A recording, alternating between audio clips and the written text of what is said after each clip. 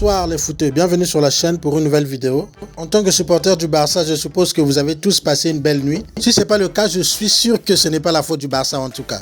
Parce que les gars ont fait le job sur le terrain. Je vous propose pour cette vidéo de revenir donc sur cette victoire 4-0. Nous allons précisément nous pencher sur la performance individuelle des joueurs, en commençant par le gardien Ter Stegen, jusqu'à Lewandowski, voire même Sergi Roberto qui est rentré en cours de match. On se retrouve juste après.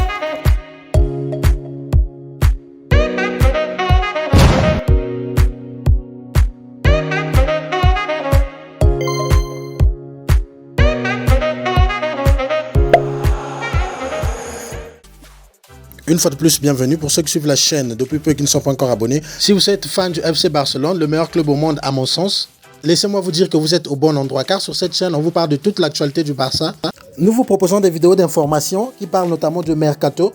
Vous trouverez également sur cette chaîne des vidéos d'avant-match qui sont systématiquement suivies par des débriefs des 10 matchs. Alors, si vous voulez être informé sur toute l'actualité du FC Barcelone, je vous conseille de vous abonner gratuitement à cette chaîne. En vous abonnant, vous contribuez efficacement à l'accroissement de cette chaîne. Merci les champions. Pour cette rencontre de la troisième journée, Xavi a décidé de revenir au classique 4-3-3 du FC Barcelone. Exit donc le 3-5-2, cette expérimentation qui a été faite lors du match contre la Real Sociedad. Alors, sans surprise, Ter Stegen était dans les cages, Eric Garcia et Araujo dans l'axe, Baldé à gauche, Jules Koundé à droite comme latéraux. Le milieu de terrain était composé du capitaine Sergi Busquets qui faisait donc son retour. Il était accompagné par Pedri et Gavi. Enfin en attaque, on a eu droit au trio Lewandowski, Dembélé, Rafinha.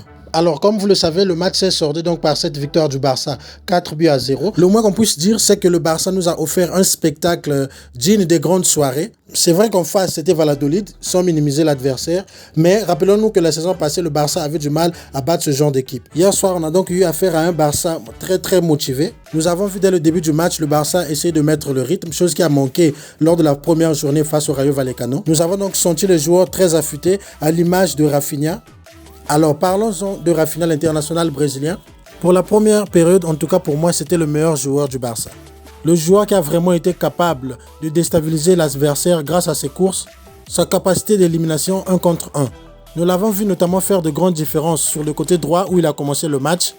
Dès ses premiers ballons, l'international brésilien n'a pas hésité à tenter les dribbles. Dribbles d'ailleurs qui passaient régulièrement parce que le Brésilien a été auteur de plusieurs centres de ce match, des centres d'ailleurs de qualité. Je me souviens de cette action où il trouve la tête de Robert Lewandowski qui s'écrase finalement sur le poteau.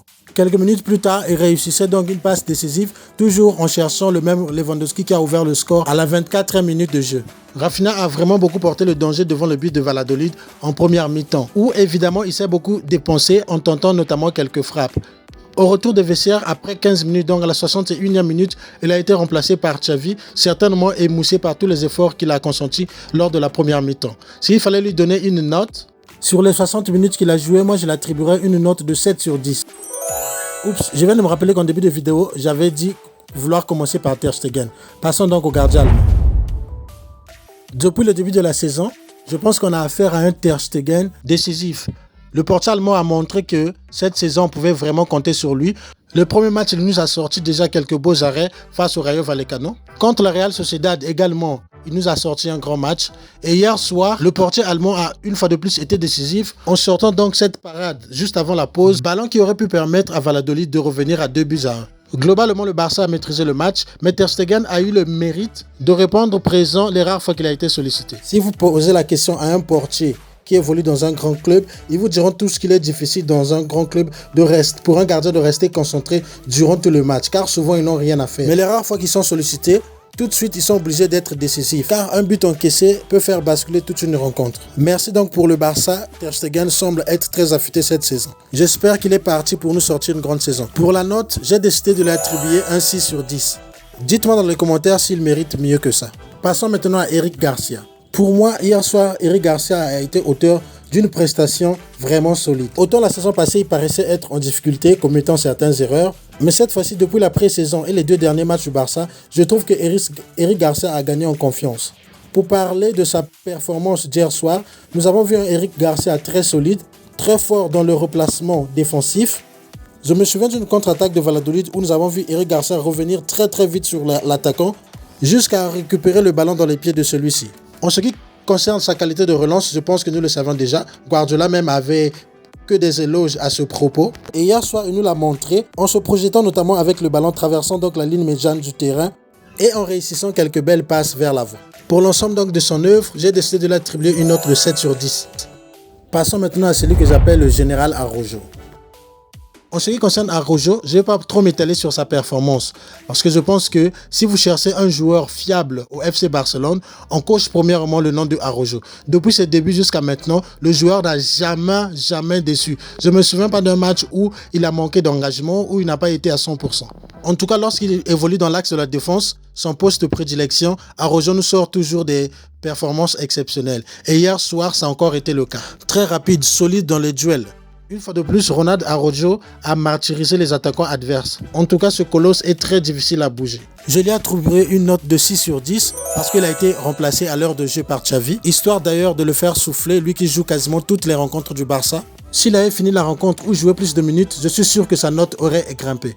Merci mon général. À présent, intéressons-nous au match de ce garçon qui était très attendu pour sa première au Camp Nou.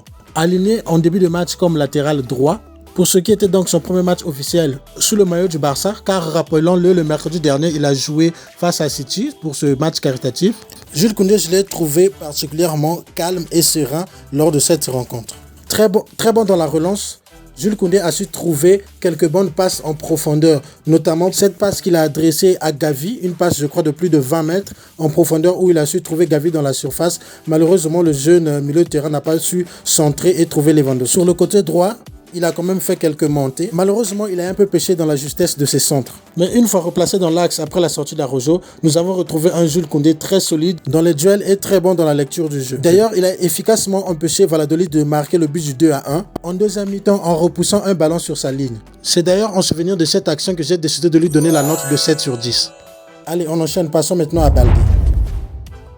Préféré donc à Alba par Xavi pour la deuxième fois, lui qui est sorti tout droit de la Masia, Baldé commence à jouir petit à petit de ses bonnes performances lors de la pré-saison. Lors du match d'hier soir, certes il a paru un peu timide offensivement, il n'a pas du tout fait un sale match. D'ailleurs, je pense que ses coéquipiers ont un peu du mal à le faire confiance. Peut-être ça s'explique par son jeune âge. Je rappelle qu'il n'a que 18 ans si je ne me trompe pas. Il n'a pas été assez servi à mon goût, voilà pourquoi il n'a pas pu s'exprimer plus offensivement. Par contre, je me souviens d'une action où il a, je crois, manqué son centre et il s'est fait remonter par Robert Lewandowski. Ce n'est pas catastrophique, cela prouve juste que le jeune joueur a encore des paliers à franchir. Pour ce match moyen de sa part, j'ai décidé de couper la poire en deux en lui attribuant une note de 5 sur 10. Mais je suis sûr qu'à l'avenir, avec de l'expérience, il va beaucoup apporter au FC Barcelone. Passons maintenant au capitaine Busquets. En ce qui concerne le match de Busquets, j'ai pas grand chose à dire. Vu que le Barça a complètement dominé le match, surtout au milieu du terrain, du coup on n'a pas trop vu Busquets, il n'a pas vraiment été en difficulté. Il nous a sorti, disons, un match normal, calme, où il avait tout son temps pour s'organiser un peu au milieu du terrain. Je dirais qu'il a traversé cette rencontre très doucement, peinard. Il a même tenté de se projeter, se retrouvant parfois dans la surface. Pour son match, je lui ai attribué une note de 6 sur 10. Dites-moi dans les commentaires s'il y a des actions de Busquets dont vous vous souvenez et si vous pensez que j'aurais pu lui donner une note supérieure à 6. Passons maintenant au jeune talentueux Gavi, le gamin qui joue avec les lacets de fer. Alors lui, je ne sais pas quelles étaient les consignes que Xavi lui a données, mais franchement, on a vu un Gavi très offensif qui se projetait régulièrement dans la surface de réparation. À part les garanties qu'il donne, donc à savoir la combativité au milieu du terrain, lui qui est souvent très bon dans le pressing, donc dans l'agressivité. Pour ce match, il a ajouté à sa palette donc la projection balle au pied dans la surface.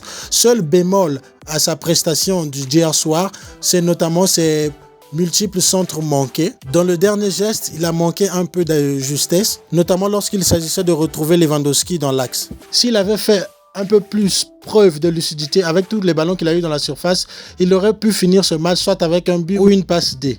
Pour l'ensemble de son œuvre, j'ai décidé de lui donner une note de 6 sur 10. Passons maintenant à Pedri, l'un des meilleurs joueurs de ce match. Digne héritier d'Iniesta, en tout cas à mon humble avis, Pedri a été ce joueur-là qui débutait les actions.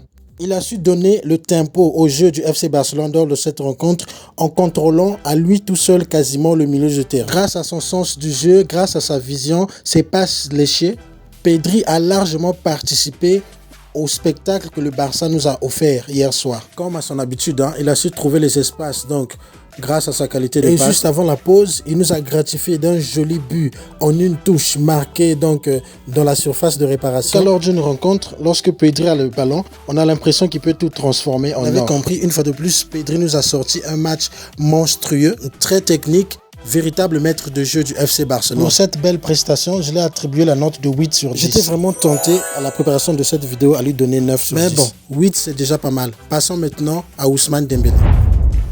Au coup d'envoi de la rencontre, Ousmane Dembélé, l'international français, a commencé le match sur le flanc gauche. Lui qui est donc connu pour ses dribbles rapides, du pied gauche comme du pied droit, nous a gratifié dans cette rencontre des crochets et feintes de frappe dont lui seul a le secret. Avec ses lourdes frappes qu'il est capable de nous sortir à tout moment quasiment sans élan, que ce soit du pied gauche ou du pied droit. Il me rappelle dans cette qualité un certain Pavel Nedved. Les plus anciens savent de quoi je parle. Donc Ousmane Dembélé a fait globalement une première période correct. Il a failli être à l'origine de l'ouverture du score avec donc cette frappe dont le ballon a terminé la course sur l'arrête, laissant le gardien Massi scotché sur sa ligne. En fin de première période, à la 42e minute, après avoir permuté avec Rafinha, passant donc du côté droit, c'est lui qui a été capable, après avoir éliminé ses adversaires, de glisser une passe décisive à Pedri qui a marqué le second but du Barça. Si je ne dis pas des bêtises, depuis le début de l'année civile, Dembélé, c'est 14 passes décisives au FC Barcelone. Et là encore, par rapport à la pré-saison qu'il a réalisée, je trouve que lors de ce match d'hier soir, il a manqué un peu de justesse dans la finition. Car on a un peu vu le Dembélé qu'on n'aime pas trop, celui-là qui ne met pas trop de sérieux dans le dernier geste. Et je l'ai au finish attribué la note de 7 sur 10, grâce notamment à sa passe décisive. Sur ce point, j'aimerais vraiment que vous puissiez me donner votre avis. Allez, lâchez un petit commentaire. N'oubliez pas de liker surtout. Allez, passons maintenant à Robert Lewandowski. Je vous le dis tout de suite, c'est mon MVP du match. Loin d'être un simple finisseur d'action, Robert Lewandowski a montré également que c'est un joueur très technique, capable de garder le ballon, d'orienter le jeu, de faire monter son bloc. Principal artisan donc de cette victoire du Barça, avec donc ce doublé. Bon, après il y a un petit doute sur le second but, cette magnifique talonnade qu'il a réalisée. On ne sait pas s'il a fait exprès et notamment si le ballon était cadré. Donc je ne sais pas exactement si le but lui a été attribué ou c'est finalement un but contre son camp du défenseur de Valladolid. Quoi qu'il en soit, Robert Lewandowski a prouvé une fois de plus que c'est un joueur fiable. Il est en train de réaliser donc le travail pour lequel le FC Barcelone est allé le chercher à coups de millions pour un joueur de 34 ans. Si le second but lui a été attribué, il comptera donc 4 buts en 3 rencontres avec le FC Barcelone. Karim Benzema, le probable ballon d'or, a du souci à se faire pour le titre de Pichichi cette année. Voilà, vous avez donc compris l'idée. Donc match complet de Robert Lewandowski. Une fois de plus décisif dans son registre de buteur. Pour sa magnifique performance, j'ai décidé de l'attribuer la note de 9 sur 10. C'est vrai que je n'arrête pas de vous le demander, mais dites-moi dans les commentaires si vous pensez que cette note est justifiée pour Lewandowski. Alors, pour finir avec cette vidéo, mention spéciale donc à Sergi Roberto qui est rentré et a marqué le 4e but du FC Barcelone. D'ailleurs, il a été pas mal lors du match précédent également. Lui qui a souvent été décrié ces derniers temps. Je me souviens même à un moment, je priais qu'il puisse quitter le Barça. Espérons que cette embellie va perdurer. Alors, il me reste donc à vous dire juste merci d'avoir regardé cette vidéo jusqu'à la fin. Si vous n'êtes pas encore abonné à la chaîne, n'oubliez pas de vous abonner gratuitement, d'activer la cloche de notification afin de ne pas manquer les prochaines publications de la chaîne. À très bientôt. Vive notre passion du football. Forza Barça.